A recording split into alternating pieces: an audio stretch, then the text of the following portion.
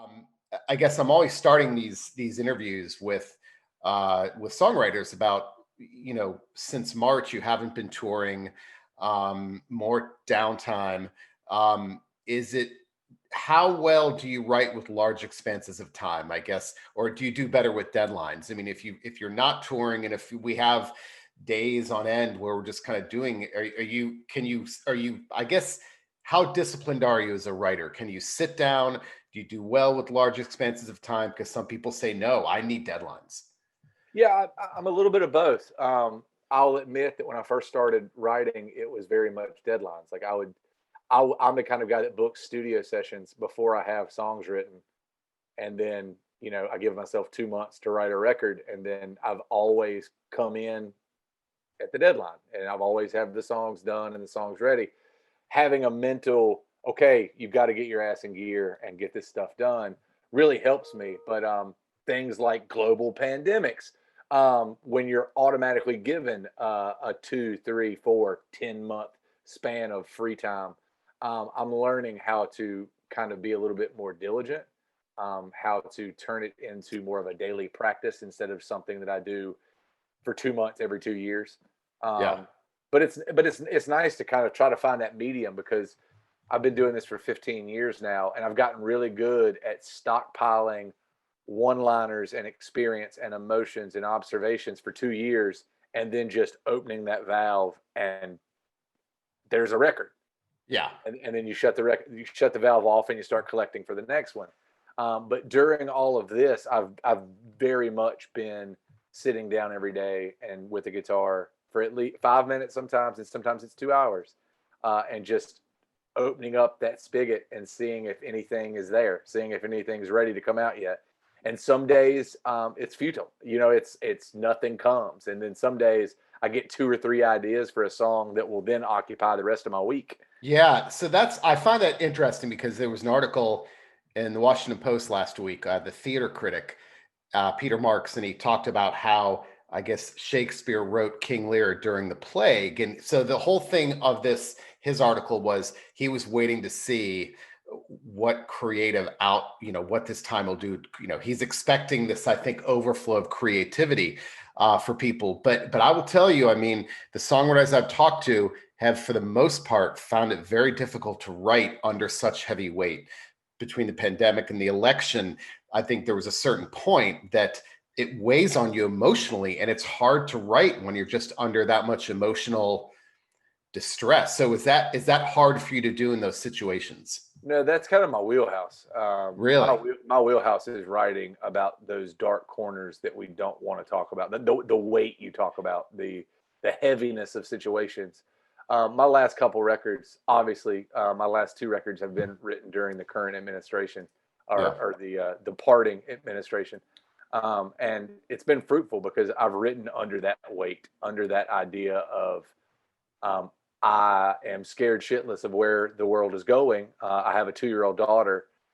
We have no idea what nonsense is going to pour out of this human being's mouth tomorrow morning, and just trying to move forward and trying to be positive and trying to find hope and faith in the things in the bedrocks of us and the human experience. So I kind of welcome that.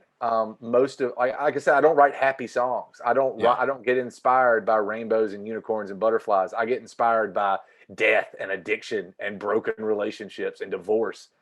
That's the kind of stuff that, like, as bad as that sounds, that's what drives me as a creative. That's what I like, to find ways to make that sound pretty. Yeah. So when you're handed the world going to hell in a handbasket, um, artists like me, I've been trying my best to take advantage, because usually I have to kind of, because I'm happily married, got a kid, I'm at home, I'm happy.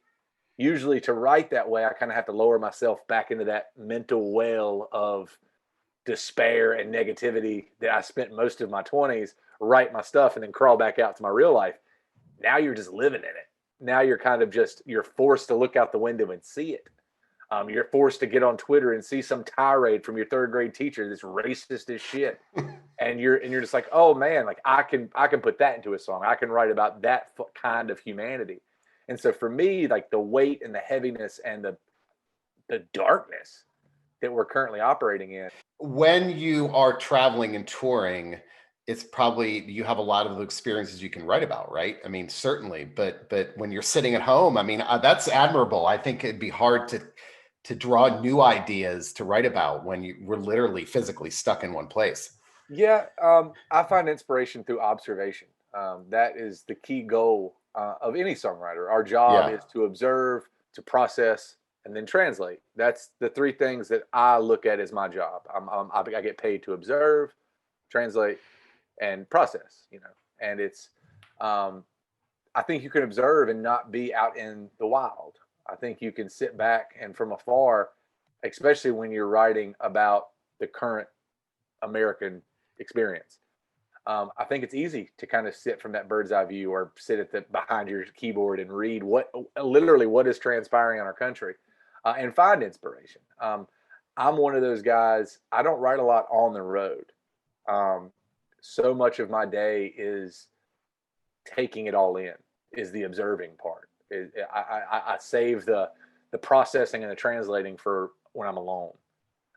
When I'm on the road, a standard morning for us is the bus pulls up in front of the venue at 7, 8 o'clock in the morning. That's when I start my day. I sit in a coffee shop. I listen. I don't ever have headphones in. I'm listening to conversations. I'm listening to the noises and taking in using all your senses, seeing things, hearing things.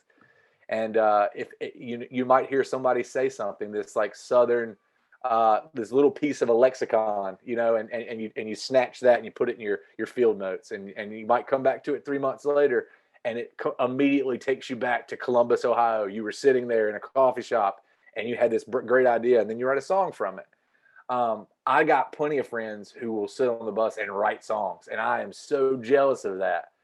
Do you write? Do you think it's important to write in some fashion every day, whether it's I do songs, more. journaling? I do morning pages, You do? just stream of conscious type Yeah. stuff, and you know, I'd say probably 3 or 4 days out of the week it's utter garbage. It's just Yeah. nonsensical, stream of conscious. It's doesn't make sense to anybody else, and it doesn't even make sense to me when I go back and read some of it. But occasionally you'll get that one line or that one observation or that one descriptive adjective for something, and you're like, oh, that was good. And then that's when I translate that into, I keep my field notes on me at all times. So it's like my wallet has like a field notes in it. So I'm always scribbling. And luckily we've come to the point where now it's voice memos and you can text yourself. And so it used to be those kind of moments. You only had a split second to capture the muse talking to you. Yeah. And if you didn't, it was gone forever. It was just back into the ether. But now there's so many different ways to kind of capture those like sparks of inspiration. And as I've gotten older as a songwriter, I've just learned to kind of know when that portal is about to open. When it comes to songwriting, I really think it's kind of an out of body thing. I think it's I am here. I'm the one that puts the pen to paper, but it's something else that is pushing it through me. And so part of my job, part of any creatives, is learning when that opening between you and the muse is going to happen, this portal that lets you reach into another world and grab something cool, when it's going to open, and two, what to do when it's open. So it used to be, you didn't know when it was going to open. So when it did open, you just grabbed whatever you could. And so now you can kind of see it getting ready to open. You know when the creativity is getting ready to come, and you're there just ready to catch anything that falls. There's that feeling you get when you create something when you create something that was not here 5 minutes ago. When you write a line onto a piece of paper or a chorus or a hook or a guitar part that was not here 5 minutes ago, there is a feeling that rushes over you that's not human.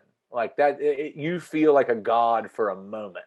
And that's why I think that most people assume that it's kind of this heavenly thing, that it's this shower of creativity. So you've got a child, and I'm curious, because I found as a writer myself that having kids made me more disciplined, in that I know that my free time is very precious. Like, and I'm curious, has having a child done that, where you realize like, oh shit, I only have a couple hours. I've got to get this done now. Have you become more disciplined as a songwriter with the child in the house?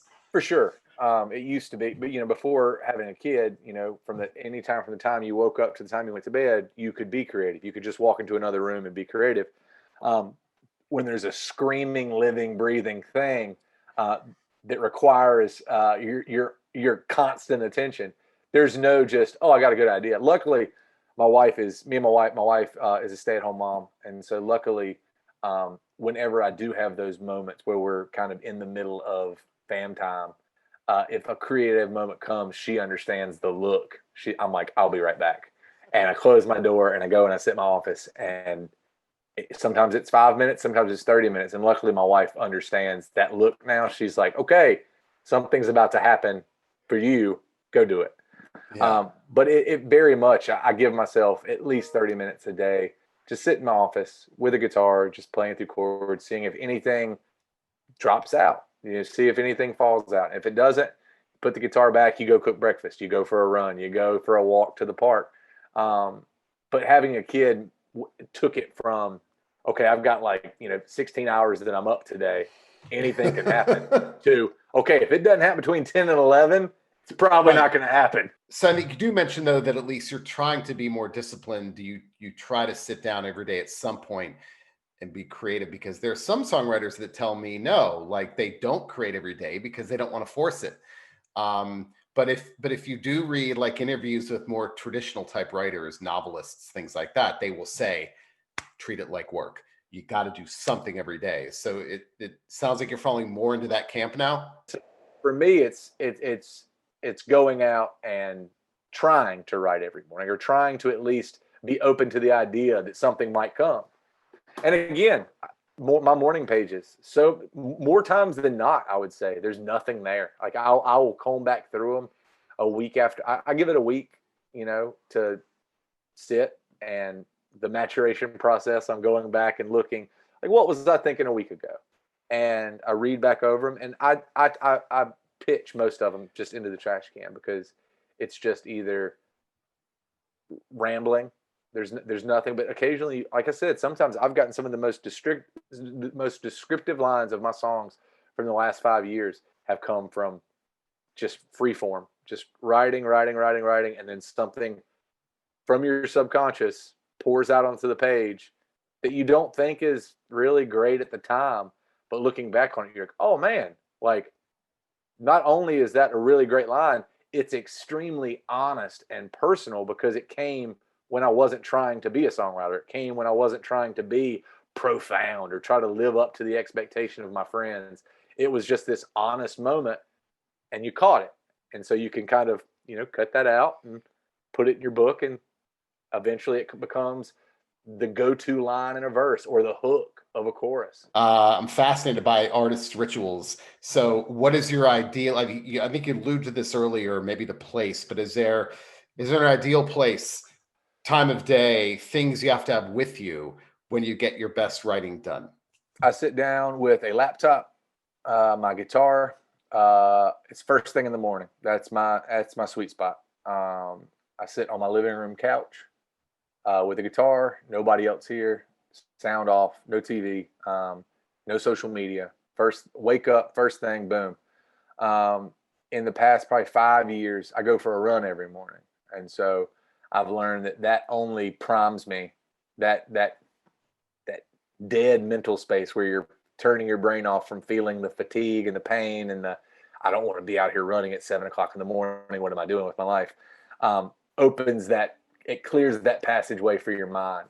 And so when I come back, it's sit down, pick up a guitar, and try to stay in that spot, stay in that, not thinking about the 10 o'clock doctor's appointment, and not thinking about what I'm going to have for lunch, not thinking about, holy shit, did you see that thing from Twitter last night?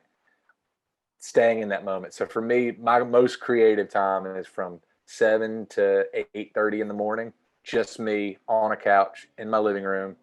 It's comfortable, it's safe, it's familiar. And that's where I'd say 90% of my songs, my entire life, have came from, is sitting in my living room, writing by myself. Now, I was going to ask you, you said laptop, but I was going to ask you, it sounds like you're a computer person rather than a pen and paper person for the lyrics, right? Yeah, final product, yes. Okay. Piecing together, no. I have a notebook, a field notes that I keep on me that is literally just chock full of one-liners, song titles, ideas, etc. And then I have a text message thread with myself of so basically I just send a text message to myself, and it's one-liners when I don't have enough time to get to my wallet, because my field notes are in my wallet, but sometimes I don't have my wallet on me. Like if I'm sitting on the couch in my pajamas, I have my phone on me though, and I'll text message myself. And so I sit down and when I'm getting ready to write a record or write songs, I'll compile everything into a Word document, and then I go through and I highlight stuff based on what it has to do with, whether it's relationships, whether it's world observations, whether it's something. And then I split all of those up into these 3 different colored documents. And then when I'm going through, it's all about putting the puzzle together at that point. That's the fun part for me, is going through and, okay, I've got this song that I started and the verses are going. Clearly, I'm talking about a relationship. So then I'll look at all the one-liners I have from the last 2 years that have something to do with relationships, whether it be love, whether it be the relationship to something else, and trying to find the pieces that most fit into the song. And that's where I think the best one-liners I ever have didn't come out of just some moment of brilliance. It came from, I've sat on this thing for literally in my back pocket, I've sat on this thing for 6 months, and now I finally found its place. I am so impressed. That's more research than I did for my dissertation, I think. I mean, all that, I'm listening in awe. And it reminds me, I think I interviewed Evan Felker a couple of years ago, and I think he told me, I have to go back, but he carries around a briefcase. And I think he uses not different colored papers, but different colored pens for each. Nice. Yeah. And he's got that whole, like, he has an entire elaborate system of tabulations of song topics, exactly like you said. I've got an 82-page Word document from the last probably decade. And it's literally double spaced one-liners, and they're all color coded. Oh, that is great. So yeah. It's funny because songwriters have told me though that the type of writing utensil, they are enormously possessive about their type of like brand and color of ink. And like, speaking of Hayes told me he only gets his legal pads from Office Depot, nowhere else. But I could do an entire blog dedicated only to the color of ink and the type of pen. So does that matter to you at all? Doesn't matter to me, because like I said, at the end of the day, when I'm writing, like the finished versions of songs, they're all going into Word documents. Yeah. They're all going into the final pieces. I guess now, I'm a Google Docs guy because everything's with me on my phone and on my computer. So it's I have one separate Word document that's all the inspiration lines, and then each song comes out as I type it out. I don't write it to page. I used to write on paper, but I make so many changes that it became just giant black marks. And yeah, but you don't think that's good? You don't think it's beneficial to have to see those changes and maybe think, oh, maybe I did need that, the thing that I. Well, what I do is when I write the song on the Word document, before I replace anything, I copy and paste it at the bottom. Oh man, that is, and so this is great. At the end of the day, I'll have the finished version of what I think the song is. And then if you go to the second page, if you like just hit enter a couple more times, it's all the stuff that I either pulled out of the song or I set aside to put into the song that it never fit into the song. Like I've still got all of my final versions of almost every song. And it's almost like a post at the end of a book, like where you just see all the credit given. I don't know. It's a weird quirk for me because I go back and I see stuff that I know for a fact I was really proud of, but you know why it didn't make the final cut, or you know why it got moved down to here. And then sometimes when you go into the studio, you realize, okay, this song's only 2.5 minutes. We need a bridge. That's when you pull that one thing back out and you're like, oh, it did fit in the song. I just didn't have it musically in the right place. Like that was totally what gets me from this half third verse back to the chorus. But I didn't know that sitting in my living room, but being in the middle of the studio, I did. Like there's been 3 or 4 songs where that little kind of post edit mumbo jumbo at the bottom found its way back into a song because we added another musical part to get it back to the chorus. And so I've had plenty of bridges come out of stuff that I threw out of songs in the first place. Yeah, you need to be teaching a college composition course. I've never I'm just sitting here and I'm speechless. Like that's the most elaborate that documentation. It's I know it's weird. I know it's over the top because like I said, I look at people who have these notepads or just napkins. They're but if there's a line that you decided against, there's a line through it. Yeah. And I think that's too final. I think it ends it. Like a black Sharpie line through a line kills that line.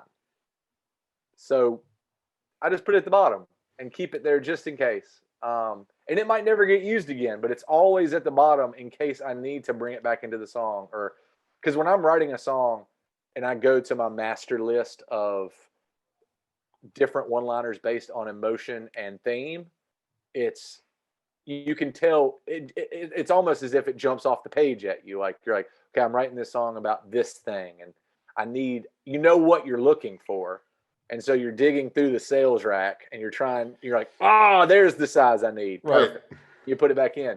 But showing this to someone else, like I've never talked about this, and now that I'm saying it out loud, I realize like how like anal this is, like how. Oh, I think it's pretty genius. No, I don't know what to say. This is amazing.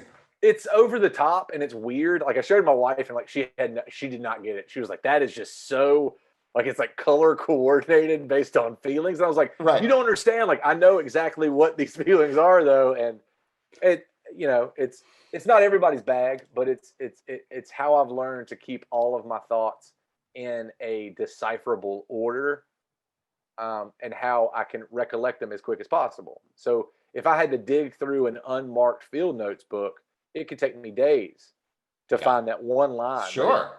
But if I just go to that 82-page Word document and just scroll to the emotion that I'm looking for, it's perfect. It's like the Dewey Decimal System, only for emotions and one-liners for songs. So it's organized by emotions. So it's color-coded based on emotions and themes. Okay. Gotcha. So I've got happy relationship and I've got sad relationships. Okay. And then I've got like love and then love lost. And then it's all color coded based on where it falls in that emotion. So you mentioned the role of motion or running and walking. And this is something that comes up with a lot of songwriters, and the role of motion in songwriting. And I interviewed Stone Gossard from Pearl Jam, and he had about a month ago, and he has this whole theory about cadence and rhythm and bipedal movement, about how literally just the moving of the limbs gives people song ideas.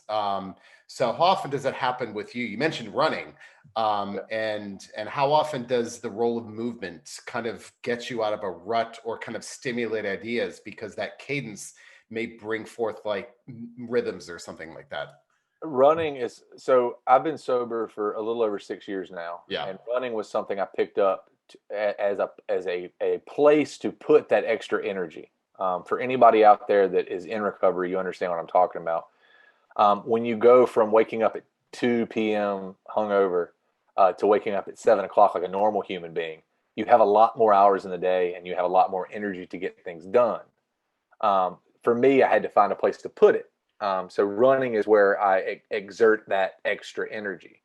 And I was reading, one of my favorite authors, Murakami, wrote this really great book on what I'm talking about when I talk about running. Of course. And he touches on so many parts of what we're talking about now. This, he's a fiction writer, a fantastic fiction writer, but this is a very autobiographical book about, he's like in his 70s and he runs one marathon a year, and he talks about why he does it and why he trains year round.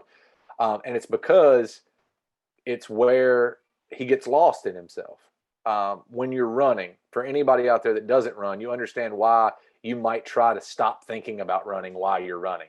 Well, when the fatigue kicks in, when your legs start to heat up, when your legs start to cramp, when your stomach hurts, when your head hurts, when you start sweating and it's uncomfortable in July in North Carolina and it's up, 100% humidity, your mind has to go somewhere else to not think about the current thing you are doing.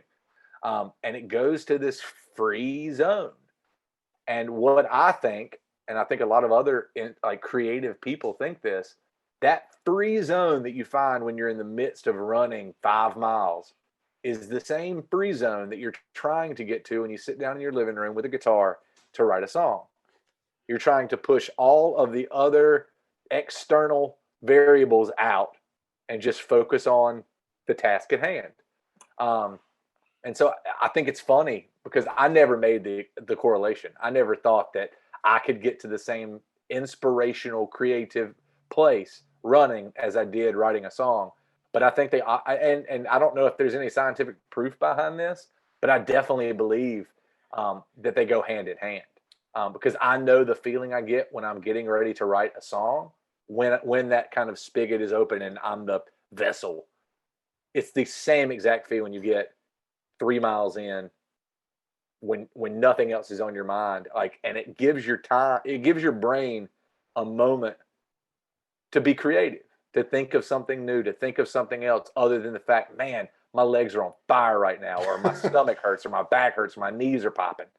And I don't know, like, I think that's an important, like, so many people I know that are songwriters do exercise like that. And maybe it's just because we're all getting old and we're all still vain and we need to do some kind of exercise. But I enjoy where my mind goes, not just the physical benefits of running and being active and exercising, but I enjoy the mental benefits from going and just getting all the nonsense of the day. You get to put it on hold for 30 minutes. You get to put it on hold for an hour. And I think that's the ultimate goal for any songwriter when you sit down is I want to put all the other bullshit on hold and just write this song. And so I think the more you put yourself in that headspace, the easier it is to get to that headspace. I think it's just, it's a routine.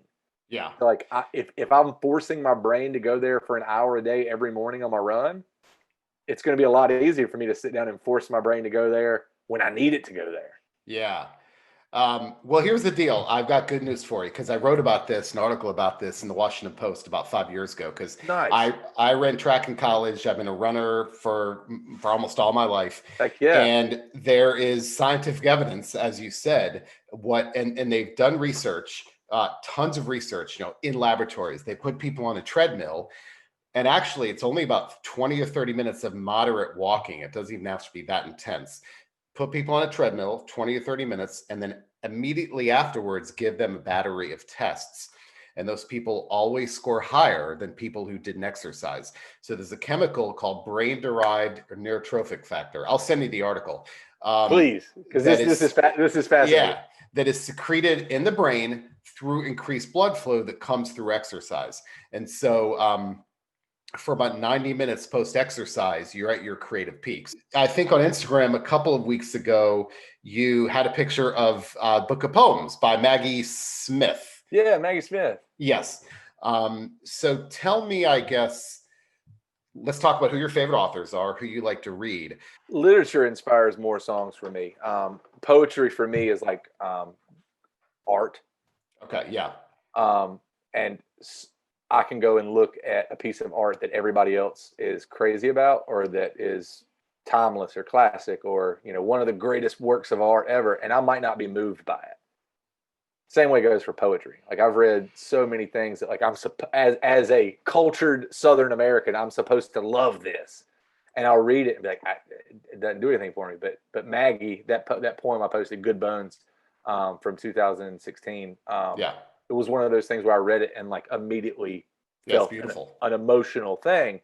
And it's just like the first time you go and you see art that moves you. And the first time you go to, like, when I was at the Louvre, like in Paris, like when you're sitting there and you go and you see something that makes you feel like joy, and like so much joy that like you're glassing up and being like, why am I doing this over like a painting?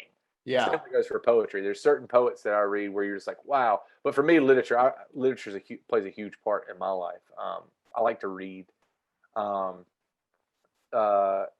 it comes to the stuff I've read lately, David Joy, He's a Southern writer out of Western North Carolina. His new book, When These Mountains Burn, is fantastic. Oh, great. Okay. Stephen Graham Jones just put out a book called The Only Good Indians. It's kind of like a horror fiction book that's absolutely fantastic. Um, uh, Brees DJ Pancake, he's like a short story writer out of Virginia. Let's talk about him. Can we talk about him? Because let's talk about Trilobites all you want. I mean, so you're about the fifth songwriter that has mentioned him. And I forgot who it was, and I eventually read his book. So, if those of you who are watching this that don't know, he wrote 12 stories and committed suicide when he was, I think, 26. And this is, I think, in the 70s. And he's known as, for better or for worse, the hillbilly Hemingway, because he's from, and correct me if I'm wrong, but he's from West Virginia. And so he went to school at the University of Virginia in Charlottesville. Yeah. And I tell people, like, you read that book, you put that, it's one book, that's all he's written. And I put that book down and I just kind of sat there and didn't know what to do. I mean, so I'm so glad you mentioned him. So tell me, I know why I love him, but what does he do for you? It's one of those things where, you read all these, when you talk about the greats, talk about the greats. For me, my greats are the Southern writer, the people that put, like, Faulkner is hands down one of my favorite. Cormac McCarthy is another person that writes about the horrible side of the human condition, but writes it in such a beautiful way to where you're pulling for these guys. You're pulling for the shittiest human beings ever. In high school, I fell in love with Faulkner. I fell in love with Flannery O'Connor. I fell in love with a lot of the Southern Gothic stuff, which, if you listen to my music, there's no question on it, on who I read growing up. Yeah. But when it was Evan Felker from the Turnpike Troubadours who turned me onto it. He gave me the book. He's one of the ones that told me, He gave, we were at his house. I was at his house in Oklahoma. This had to have been a decade ago. And he handed me the little paperback with the fox on the front of it. Yeah. And he was like, "Hey, I think you dig this. Like, you dig Hemingway. Like, you would dig. There's only a few short stories. Read this." And I remember reading it and just being blown away. Yeah. At, like, it wasn't just how good they were. It was how good he was from the jump. Yeah. Like, most people, again, this is a craft. Writing is a craft, whether it's songs, whether it's poems, whether it's literature. Nobody, unless you're John Prine, nobody comes out of the gate great. Yeah. Nobody just starts writing greatest hits. Like, John Prine's first record is the one I use for example, because, like, it's a greatest hits record. And it was the first thing he gave to the world. Like, nobody comes out with their debut and, like, it's the greatest thing ever. Most people have to work toward excellence or work toward being really good at what they do.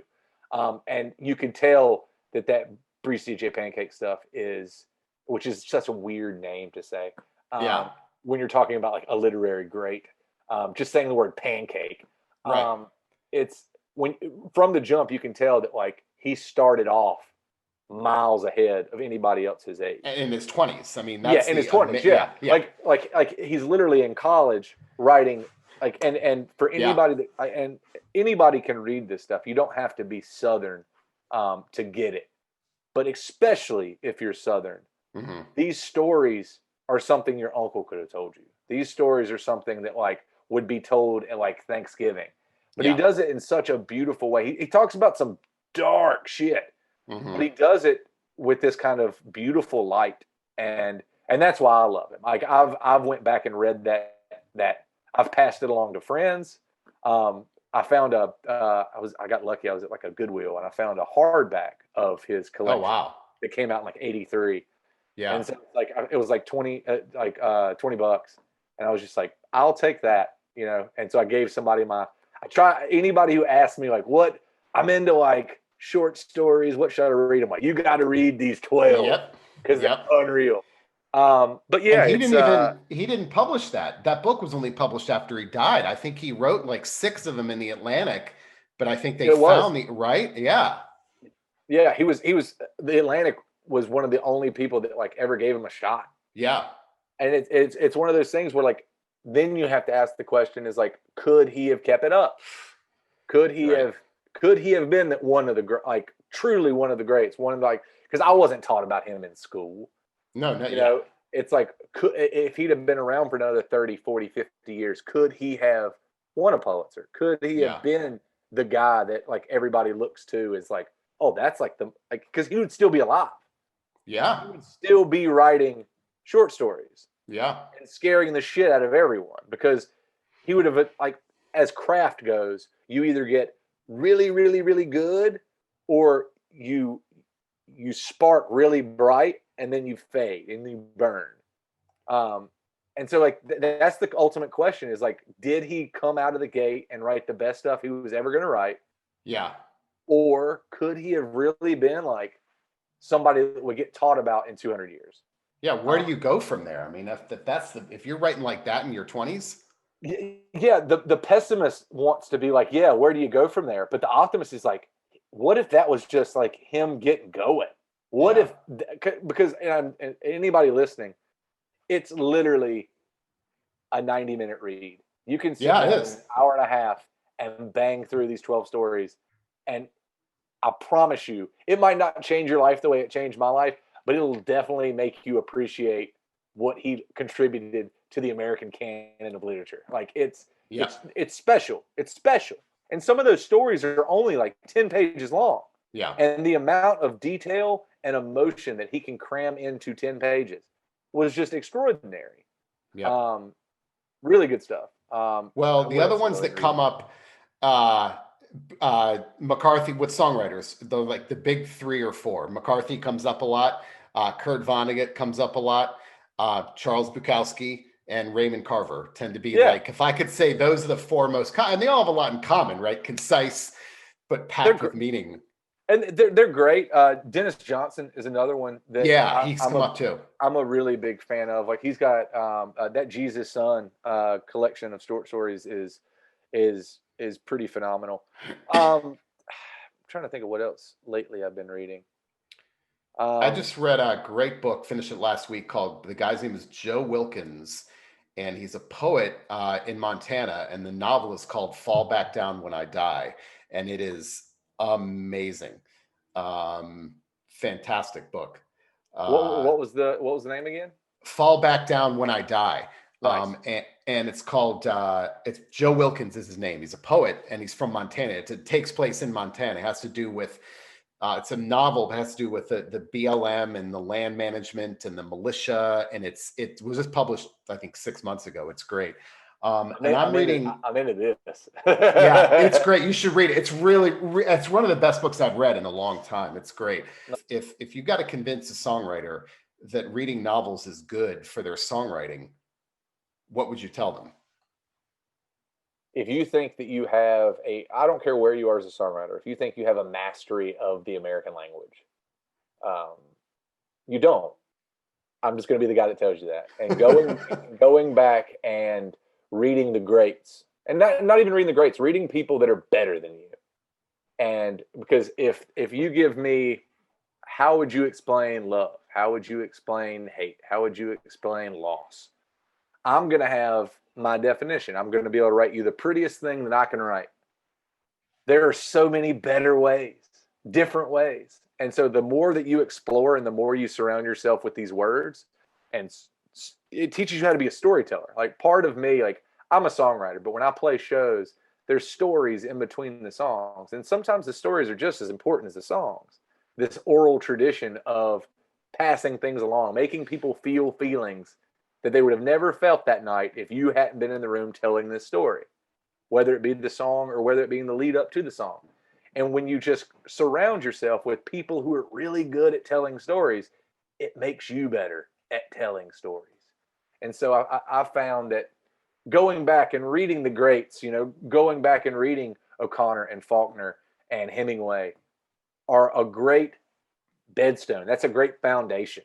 That's the litmus test. That's anything you write, you compare it and you're like, okay, is it even close to being as concise as this? Because that's what it's about. It's about taking this really big thing and chipping away at it and chipping away at it and chipping away at it until you have a 3-minute, 3-verse chorus thing that could have been a 350-page book That's the fun part of being a songwriter, is you're taking these colossal things, these novels, and you're trying to condense them down into 3-minute chapters. And that's, for me, that's so much fun, is being able to, a record should be a novel, and each song should be a chapter in that novel. And so when you think of it that way, when you think of, and so many people my age, you know, I'm 36 now. So many kids are putting singles out now. Right. And like, I'm still very much of the school, I believe in theme. So another weird thing that I've, through doing Zoom interviews about my process, that I'm weird, and I don't know anybody else who does this. I name every record before I write a song for the record. And so before I start the songwriting process for a record, I already have the title of the record. And then I do a note, like a quick note sheet of what ideas could also mean what that title is. And then from that list of ideas, I write the songs based on those ideas. So like our newest record's called Lamentations. I wrote Lamentations out on a piece of paper. I knew that was going to be the title of the record. I had 0 songs for it. And so the first song I wrote was kind of this, it was a play on the Book of Lamentations. It's for those that aren't into biblical studies, it's Jeremiah calling out to God as he watches Babylon destroy Jerusalem. It's a man who is watching his country be destroyed, and he's calling out to God, where are you? Do you even exist? And I saw a lot of correlations between that and 2020 America. So I wrote this one song based off that. And then I realized, okay, you can't write an entire record off of the fall of democracy. So, because that's going to be a little too dark even for me. So then I started looking at like what the word lamentation means. And it means like this extreme emotion of guilt or sorrow. And so then on my little list of my little diagram, it's like, what events can happen in someone's life that can cause grief or sorrow? And so I started writing down like a divorce or losing a child or financial ruin, like basically the things that break us as human beings. So when I got done with this, I had like 10 ideas for things that could all come back to this central theme. And then I wrote a song for every one of those ideas. And that way, when you put them all together, they actually say something. They're all small little pieces of this giant thing. And I've done it with the last 8 records. And I enjoy that because it's something that you can go back to and be like, no one can ever say this record isn't thematically sound because it was deconstruct. It was built in reverse. I didn't write 30 songs and then pick out 10 songs that kind of loosely fit a thing. I wrote a thing and then I wrote a record around the thing. And so it is a novel. So for kids out there who are trying to write records, you're writing a novel that's only going to be 45 minutes and has some really great hooks on it. And so I think that's important, to surround yourself with people that know what they're doing when it comes to telling stories and how to get from point A to point B and everything in between. So there's plenty of kids, I'm sure, that will prove me wrong, that are great songwriters that don't really read books. But all of my favorite songwriters are, they're hungry. Nonstop. They're hungry for it, because every day you're learning a new way to tell the same story. There's only 7 or 8 stories we can tell as human beings, like at the end of the day. And when you start really focusing and really studying the masters, it's only going to make you better. You might not ever be a Hemingway. You might not ever be a Jason Isbell or a John Prine, but you're going to be better. Yeah. You know, reading a book, I always challenge people. Like, if you read a book a week, 1 book a week, and that's really easy to do. That's 20 to 30 minutes a day. Yep. Reading 2 or 3 chapters a day, just eating away. If you read 1 book a week, so you're reading 50 books a year. Like, think about how much better you're going to be at the end of that year. Now do it for 5 years. And then, oh shit, look at how many stories I've learned to tell in 5 years. Like, there's no way you can argue that doesn't have a direct response to how you're writing your songs or how you're telling your stories. Yeah. I don't know. It's part of the arsenal that I think is crucial. And I think that so many 20-year-old songwriters don't give a shit about it. Yeah. But I think maybe it's something that comes with age. Maybe it's learning that once you tell those 20 or 30 stories that you have in your tank, you're going to actually be a successful songwriter for the next 30 years, you're going to have to learn how to tell stories in a different way. You're going to have to learn how to tell different stories. And what better way learning how to tell different stories than reading different stories, than hearing different stories?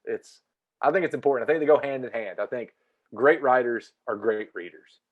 I don't think, and don't get me wrong, there's going to be a couple randoms that prove me wrong. And they're like, man, I don't even read books. I'm really good at what I do.